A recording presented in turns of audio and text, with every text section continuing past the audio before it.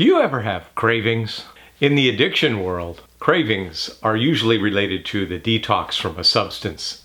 But the truth is, behaviors and other things can cause cravings as well, especially when you're trying to change behaviors and improve your life. I found that it was helpful for me to organize the types of cravings into 3 different categories, because the type of craving helps you know what strategy to use to get through it, to push through to the other side. So the first type of craving, usually associated with substance use, drug addiction, alcohol use, but it could also mean if you're changing your diet. I'm getting rid of caffeine, I'm getting rid of sugar in my diet. Of course, people who are quitting smoking. These are biological experiences when you are getting rid of a substance out of your system that you have become physically dependent on. That physical dependence is characterized by the body saying to you in physical symptoms, hey, I don't like this, give it back to me, whatever it is. The truth about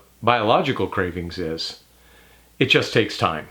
Every drug, every substance that you've become accustomed to in your body will take time to leave your body.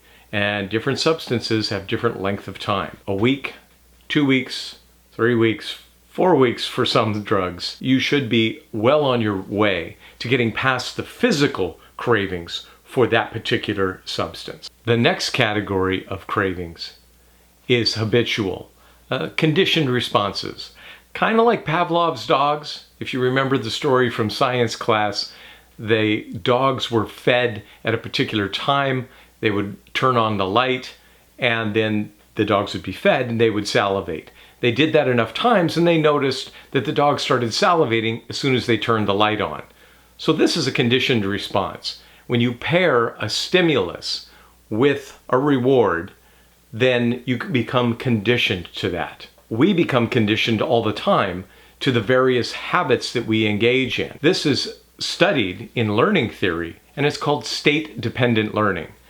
That when you learn something in a particular state, especially through repetition, you recall it better and more vigorously in that state. So for people trying to change and get rid of certain behaviors, even substance behaviors, they can have cravings that are related to that paired response. Consider smoking a cigarette after a meal. People crave nicotine after a meal, partially because it's habitual. They've been engaging in that behavior.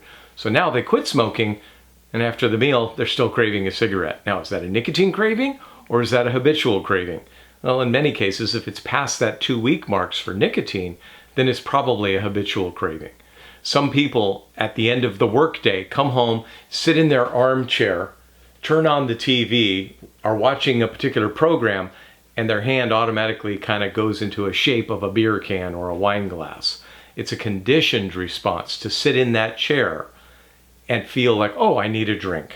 People who have sweets after dinner, so after they eat their vegetables and their meat and their regular dinner, then they have a craving for a sweet. They're craving that sugar as their dessert. What's the solution to dealing with those types of cravings? Create new responses. Condition yourself to have new responses. Mix up the routine. So after dinner, go for a walk or a run or do some exercise. Change things around. Don't do the same habitual behaviors. Change them around. Do something good for yourself, whether it's meditating, reading a book, calling a family member and having a good conversation. There's always something to do that's different than your old routine. The last type of craving is psychological. And admittedly, these are the ones that are the most difficult and the most enduring to deal with. The psychological cravings usually come from the subconscious mind. They are driven by underlying experiences and conditions from our childhood. Still influence us, again, subconsciously. We're not thinking about it. It's subconscious that it comes up. Why am I craving this when I'm anxious, when I'm sad, when I've had a bad phone call? Various stimuli and triggers can cause us to want to emotionally re-engage that thing that we were doing, the addiction, which you don't want to do anymore. This intervention is going to be all about the psychology. Now, I'm making the case for the psychologist because I am one. However, many different types of therapists can be helpful. In fact, so can family members. The point is to be able to sit with somebody who can hold that space for you while you work through understanding those subconscious issues. This type of work is really worth the effort because then you gain your freedom. So to review, if you're having a craving for something that you've just decided, this is no longer going to be a part of my life. Is it a biological or physical craving because, hey, I haven't been away from it long enough for it to completely leave my body? I've got to wait this one out. I've got to be patient and I've got to work through this. Those types of cravings will go away eventually, usually with just the passage of time. Clean living, of course. Is it a habitual craving?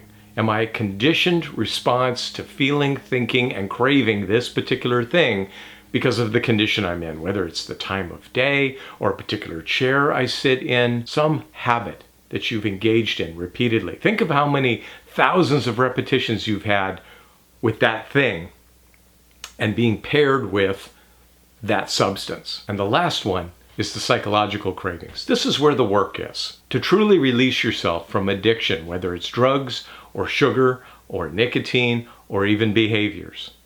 You've got to do the work. Digging into the subconscious mind and exploring yourself produces tremendous results. Socrates once said, "The life unexamined is not worth living." And what he meant by that was that we need to examine ourselves. Turn that lens inward and say, how did I become me?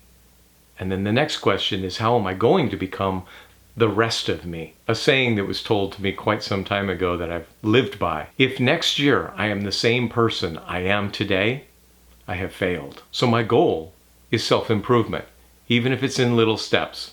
For the rest of my life, I want to examine my life and make progress towards improving my life and becoming a better version of me. If you've made it this far in the video, thank you so much for sharing with me. I really would appreciate a like and a subscribe. But I also really love comments. So give me a comment and let me know what you think of the content we just talked about, as well as any content you think it might be good for me to cover in the future. Thank you. Peace.